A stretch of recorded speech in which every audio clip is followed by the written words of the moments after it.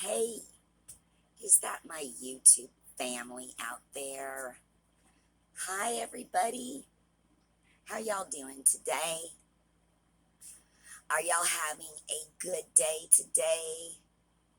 I hope y'all are. I brought some art to show you today.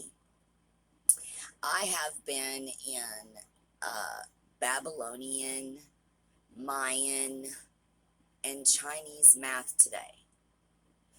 Why in the world I need to know that when I already know how to do math? I don't know. But that's what's happening in school today. I'm learning how to count the way the Mayans did and the Babylonians. And now the new one, just before I came out here, was Chinese. And that one's a little more tricky. The Mayan I have down, like that's okay, I got it. But the Babylonians a little tricky because they use 60, like where we use 10, they use 60. It's like, oh my goodness. Get the calculator out. And then it took me about 3 hours, I think, to take the calculator course just to figure out how to work the calculator for the course. That was fun.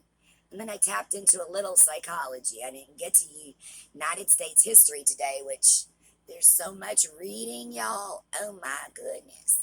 I'm back like between 1400 and 1600, and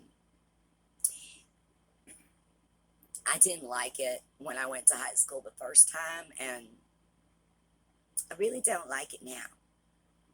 I mean, it's kind of crazy, but math is almost more fun this semester than United States history. It's just so long winded, right? And there's so many dates, and there's like this much information, and you're like, which one do I memorize? What do you want me to know? Like, there's no way I'm going to remember every single piece of it, right? And then it's like one of those courses where you don't get a test, but like there's like only three tests for the entire course.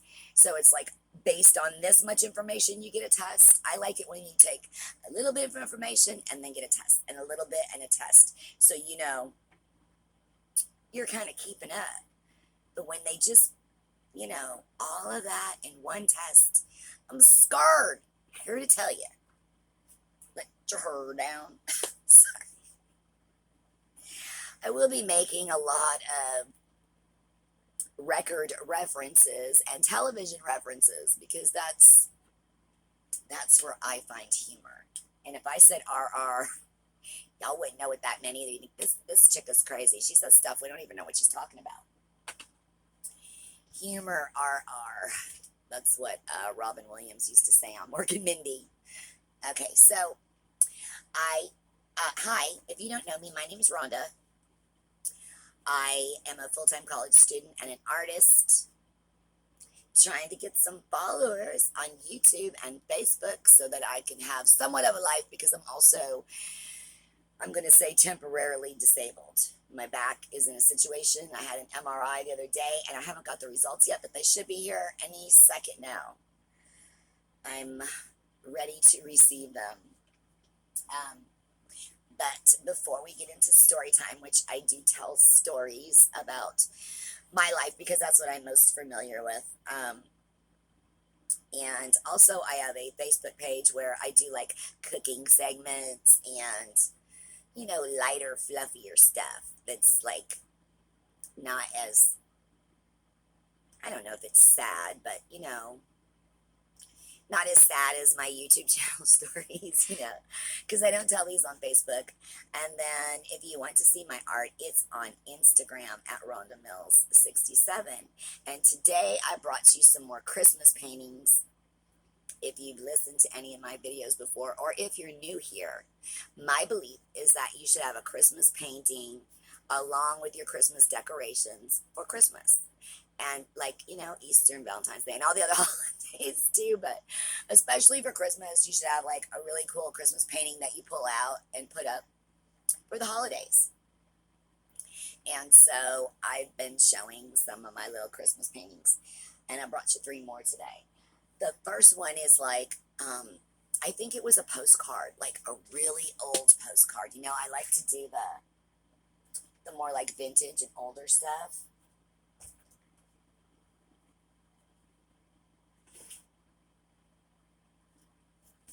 Okay, so this one, and it was a little unusual for me because I didn't use the entire canvas, right? It's hard for me not to use the whole canvas. But here's where we start out at. And then I'll zoom y'all in so you can see there's some neat little stuff in there happening.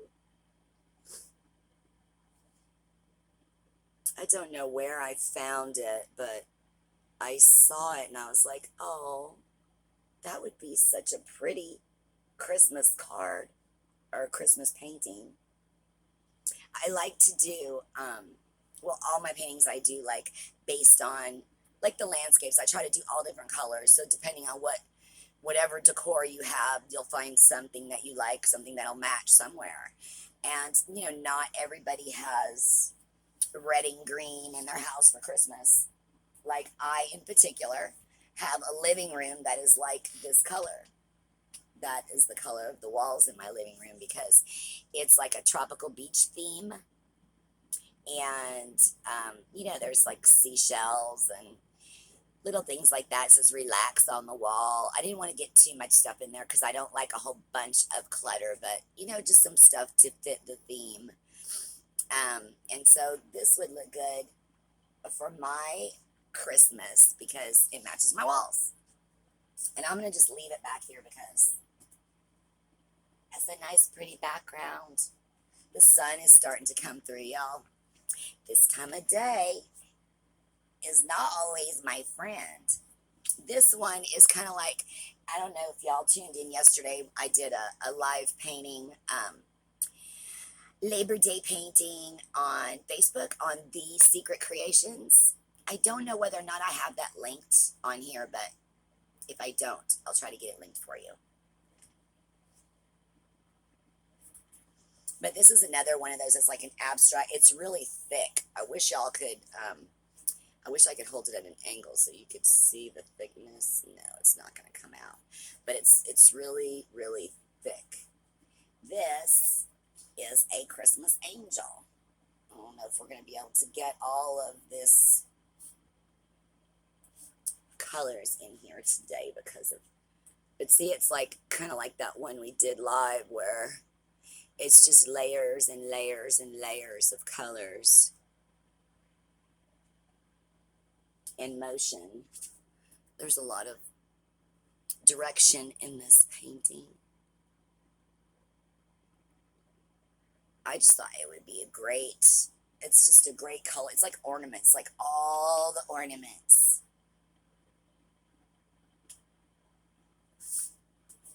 But it's an angel. You can't beat an angel, right? It is so hot today.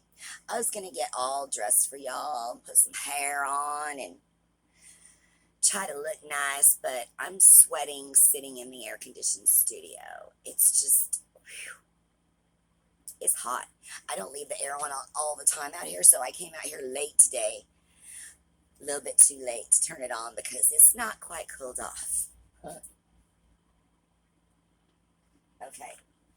This last one I brought for y'all is adorable. It's little kitties having their Christmas. Here we go. If y'all don't know me, I love all animals, but I especially love kitty cats. Love me a cat. I'll zoom in here so you can see their little faces. Aren't they cute? Oh my gosh. They're just sitting on the presents. Now, wouldn't that be cute to look at like Christmas morning? It's so cute. Okay. So, do y'all want to hear a story?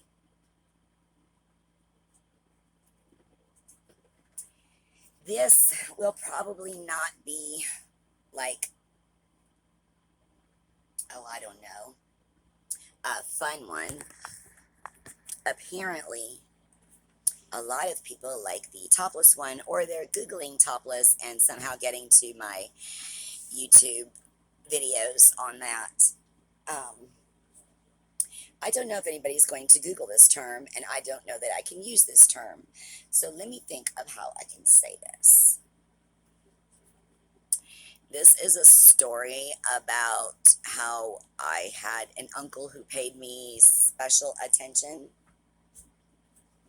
Um, I grew up in a small town, and my dad has a lot of brothers and sisters, and almost everybody lived nearby. Um, I guess I don't want to get into, like, not that I'm going to say any names anyway, but like, there's some things I don't want to say because I believe that they would reveal, who the person is. I don't think any of my family is watching this, so I don't think that that's a problem, but I just, want to be, you know, careful because I'm a Christian and I don't want to, like, I don't know. There's something in there about ruining people's reputations or something. This person is no longer with us, but still, there's family members. But anyway, so this particular family lived very, very close to me. So I was over there every day. I didn't have any brothers or sisters.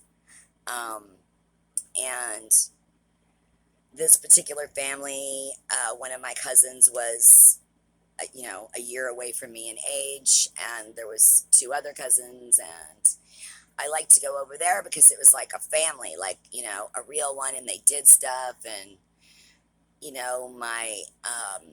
my aunt would talk to me like a real person. I don't want to go into any of that kind of stuff. I am not gonna cry today.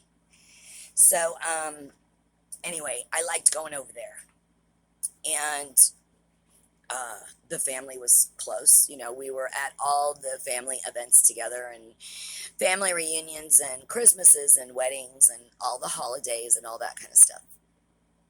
Um, I lived my life, normally, and when I moved away, I was 12, and still very close with that particular cousin, like a sister to me because I didn't have one.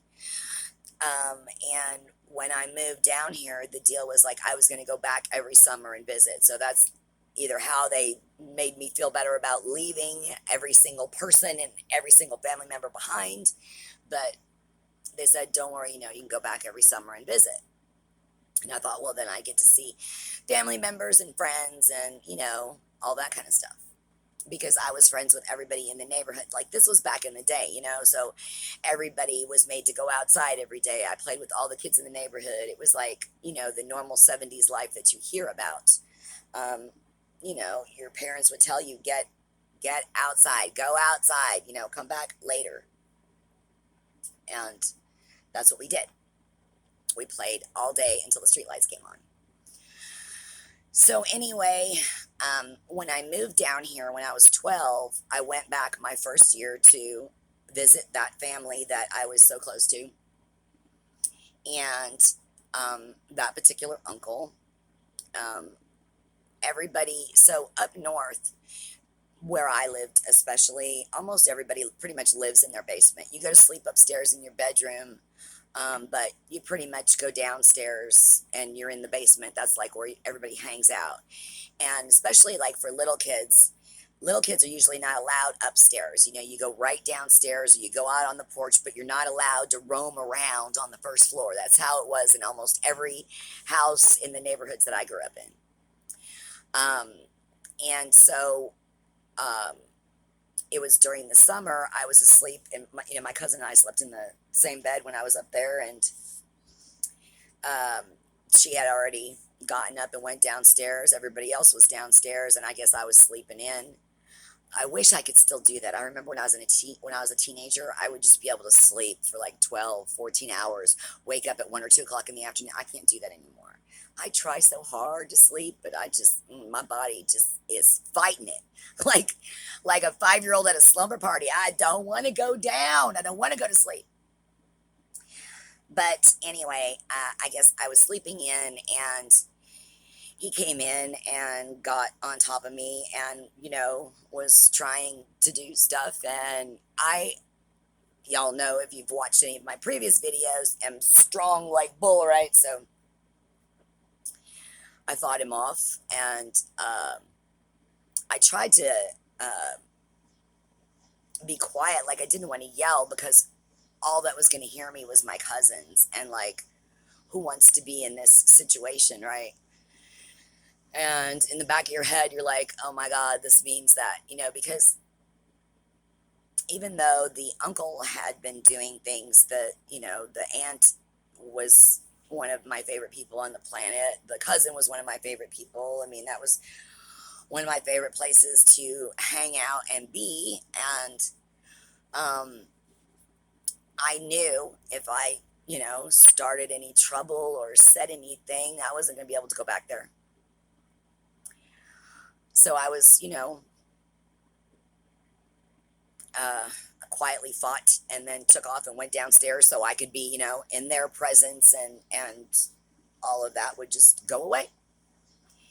And when I got back home, I told my parents, and they said, well, you're not going back there again. And that was about the end of that. Like, now, fast forward, there's a lot of videos on here about my teenage years and what happened once I moved down here, and the girls' homes and the psychiatrists and the jails and all of that fun stuff, girls' homes. At some point in my early 20s, I sought therapy and was trying to, I mean, clearly I knew that, I wasn't, I needed help. Like, I was having problems, right? Still having problems. But anyway, I sought out a therapist, and eventually she regressed me. If you don't know what that is, I don't want to say hypnotism, but they kind of take you back in your memory, and, anything that might be locked up away in there comes out. And then it started coming out, about different things that had happened before that major event, when I was 12. Little things that I really didn't pay attention to. And, when you're young, you don't even know that that's something to look for. It isn't until you get older and older that you start realizing things. And that's been the problem for me, is like, there's a lot of people that do sermons or write books, and they're like, you just got to let go of your childhood and quit, don't remember your childhood. But it's not the childhood per se, like, that got me. It's that the childhood is what formed me before I even went out into the world. So the formation, the foundation was kind of screwed up from the get-go. I mean, I'm able to look at it sort of as an outsider and look at myself and go, yeah, like, you really didn't have a prayer, right? That wasn't really going to turn out good. But anyway, so I went to the therapist. She regressed me, and then I started remembering all the little things, the squeezing of my leg, like, up on my thigh and by my knee a lot, like, and hard, and incidences, especially in the pool, certain things, being touched. I remembered very vividly a shower that we all took, me, my cousin, and my uncle. And, remembering that, or trying to look back on that and be like, why in the world, as an adult, would a grown butt man be in the shower with two females Um, yeah, like what would that be about? And I can't remember now. I don't know if we all had bathing suits on or we didn't. I I don't recall, but I remember us all being in there. And when I think about it as an adult, I'm like, why would we have been like why? Like I can't imagine now why. Like if my roommate had two little girls in the shower, I'd be like, what are you doing? So you know, when things happen to you when you're a child and you don't know it, what happens is when you finally come to realize as an adult what happened, you get angry or sad. I'm not gonna cry. So she regressed me, and I remembered things, and then it scared me because I remembered that my cousin was like extremely shy. And I started thinking because like I was old enough to start making some realizations like maybe she's like that because he did that to her or something. And then I started to worry, uh-oh, like because she's also so close to her mother, and I knew that if that had happened, she would never want to reveal that because it would kill her mother, right? And that's another big thing that I'll get into here in a second. Oh my gosh, I'm gonna run out of time. But I'd always been told my whole life that that particular aunt had high blood pressure and that she couldn't take a whole lot of, bad information. She couldn't take it. So you needed to, not let her find out anything because that would upset her too much. And she had high blood pressure and who knows what would happen. So you just shh. And so I called my cousin at some point in my early 20s and told her what happened, which is not easy because I have to say, do you know what your dad did, right? And she just total denial, right? Like I don't know what you're talking about. I don't have no idea. Um,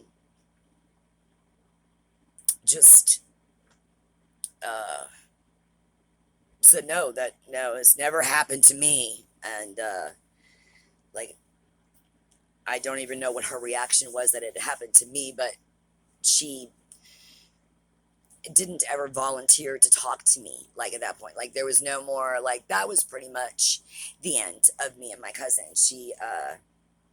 I think I tried in my early 20s to call her sometimes.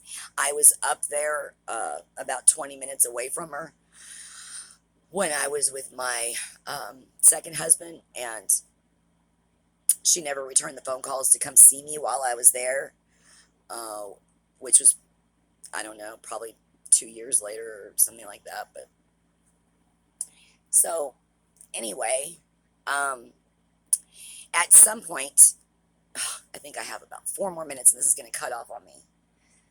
Um, you know what? It's just too much story left, so I'm going to shut it off, and then I'll come right back on so I can finish with y'all. I'll be right back, okay?